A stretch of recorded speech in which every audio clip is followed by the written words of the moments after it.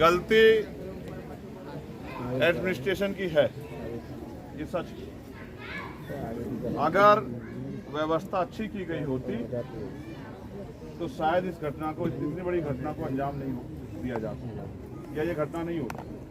अगर व्यवस्था सही होती, बड़े अधिकारियों ने, पुलिस के अधिकारियों की, कर्मचारियों की ड्यूटी उस प्रकार से लगाई होती और उनकी संख्या पर्याप्त होती। 80,000 लोगों की परमिशन पे और 100 लोग अगर ड्यूटी करेंगे, एक आदमी अगर 800 आदमियों की जिम्मेदारी उठाएगा तो कहाँ संभव है? ये सच है। गलती पुलिस के अधिकारियों से भी हुई है, बिल्कुल सच है। लेकिन सच ये भी है कि सरकार ने भी लापरवाही बरती है, ये भी एक कड़वा सच है। क्योंकि सरकार इस बात को जानती है कि कौन लोग वहां ज्यादा संख्या में जा रहे हैं और उनके जीने और मरने से कोई फर्क किसी को पड़ता नहीं। लेकिन गलती हमारी भी है, मैं इस बात को स्वीकार करता हूं, गलती हमारी, हमसे बड़े पुराने नेताओं की, हमारे आंदोलन की गलती है कि हम लोग अपने निकम्मे समाज को समझाने में कामयाब नहीं हो पा रहे। बाबा साहब का इतना बड़ा स्टैचू लगाते हो, घरों में बाबा साहब की तस्वीर लगाते हो, घरों के बाहर बाबा साहब के पोस्टर लगाते हो, इतने बड़े बड़े बैनर लगा रखे हैं मैंने देखे इस बस्ती में, और फिर भी इन नकली बाबाओं के पास जाते हैं।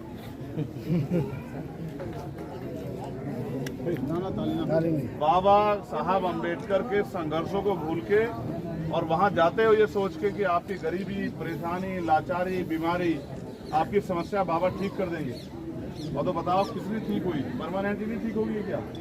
अब इतने लोगों को कोई परेशानी नहीं होगी, जितने लोग मर गए हैं इनको कभी कोई परेशानी नहीं होगी जिंदगी में, लेकिन इनके परिवार को जो परेशानी होगी वो परमानेंट की होगी, बहुत लंबी जब तक जिएंगे। जिसने अपनी बहन खो दी, जिसने अपनी माँ खो दी, जिसने अपनी बेटी खो दी, जिसने अपना बेटा खो दिया, उनके जीवन में सदैव के लिए अंधेरा हो गया। महसूस करो, अगर हम अपने लोगों को समझाने में कामयाब हो जाते कि अपने महापुरुषों के रास्ते पे चलना है और वो लोग महापुरुषों के रास्ते पे चलते तो ये दिन थोड़े देखना पड़ता। तो हमें अपने अंदर भी झांकना चाहिए। और इसका कारण ये है कि जब मैं पार्लियामेंट में बोल रहा था तो मैंने कहा था कि देश आजाद हुआ लेकिन धन धरती राजपाट में बंटवारा नहीं हुआ। तो जो लोग गरीब थे पिछले व्यवस्था के आधार पे, जब संविधान से पहले जो व्यवस्था थी, वो गरीब के गरीब रहे और अमीर अमीर होते गए। अब उन गरीबों को अपने पैरों पे खड़ा होने के लिए तमाम तरह के संघर्ष करने पड़ रहे हैं और ये लोकतांत्रिक जिम्मेदारी थी कि हर व्यक्ति को सुख सुविधा और सम्मान मिले। लेकिन मैं समझता हूँ कि आप वहाँ गए क्यों? आप इसलिए वहाँ जाते हो कि जो गरीबी आपकी जिंदगी में है, आपके बेटे को रोजगार नहीं मिल रहा है, बेटी की शादी नहीं हो रही है, मकान टूटा फूटा मकान है, जमीन नहीं है, बीमार है, तो बाबा जी से आशीर्वाद लेके सब चीज ठीक हो जाएंगे। तो हुई क्या? नहीं, बिल्कुल भी नहीं हुई क्या? बड़े। तो इसके बाद तो समझ आ जानी चाहिए, नहीं आ जानी चाहिए? आनी चाहिए। क्यों भाई? अगर इसके बाद भी समझ नहीं आ रही है तो फिर भाई आप अपनी मौत के जिम्मेदार खुद ही होंगे। फिर किसी को क्या कोसना, किसी को क्या बुरा कहना। वो अलग है कि सरकार ने आपकी जान की कीमत 4 लाख रुपए लगाई, 2 लाख रुपए स्टेट सरकार ने और 2 लाख रुपए सेंट्रल की सरकार ने। उनको लगता है कि आपके जीवन की कीमत 4 लाख रुपए, जबकि सत्य नहीं है। मेरा ये मानना है कि कम से कम 25-25 लाख रुपए का मुआवजा सरकार को देना चाहिए। देना चाहिए, नहीं देना चाहिए? क्योंकि जो व्यक्ति पाल पोस के इसको बड़ा किया गया है और जिसके ऊपर परिवार की जिम्मेदारी टिकी है या जिससे परिवार जुड़ा हुआ है, जब वो नहीं रहा तो उसकी कमी तो कैसे पूरी नहीं हो सकती। लेकिन सरकार, मुख्यमंत्री आए थे, मुझे लगा था उनके आंसू पूछेंगे, लेकिन मुख्यमंत्री जब आके आप पता लगा कि ये कौन लोग हैं जिनके साथ इतना जुल्म हुआ है, तो मुख्यमंत्री सोचा होगा इनकी जिम्मेदारी मेरे साथ नहीं, इनकी जिम्मेदारी तो सरकार का।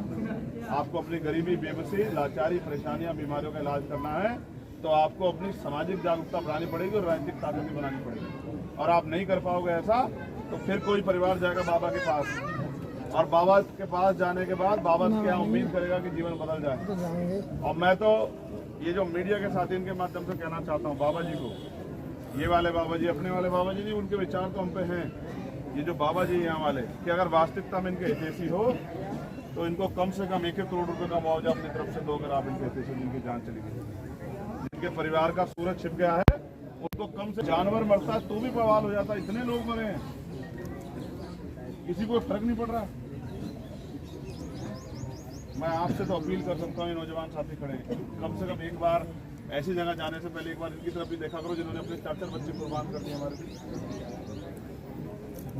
जिन्होंने अपना पूरा परिवार कुर्बान कर दिया हमारे लिए, और हम अपना परिवार कुर्बान कर रहे हैं बाबाओं के लिए। तो फिर हमारा को कैसे उद्धार होगा भाई, बताओ।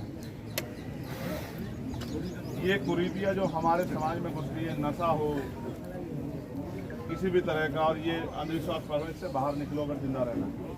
आपकी मुक्ति का रास्ता शिक्षा, सामाजिक जागरूकता, सत्ता से होकर निकलेगा, इसके अलावा कोई रास्ता नहीं। जब आपके बच्चों को रोजगार नहीं मिलेगा, उनकी जेब में पैसे नहीं, कैसे बदल जाती है घरों की स्थिति। इसलिए मैं आपसे हाथ जोड़ के अपील करता हूँ, इन परिवारों के लिए तो मैं संवेदना प्रकट कर सकता हूँ। मेरे हाथ में नहीं है अभी कुछ इतना, अगर मेरे हाथ में ताकत होती तो मैं करके दिखाता 1 करोड़ रुपये का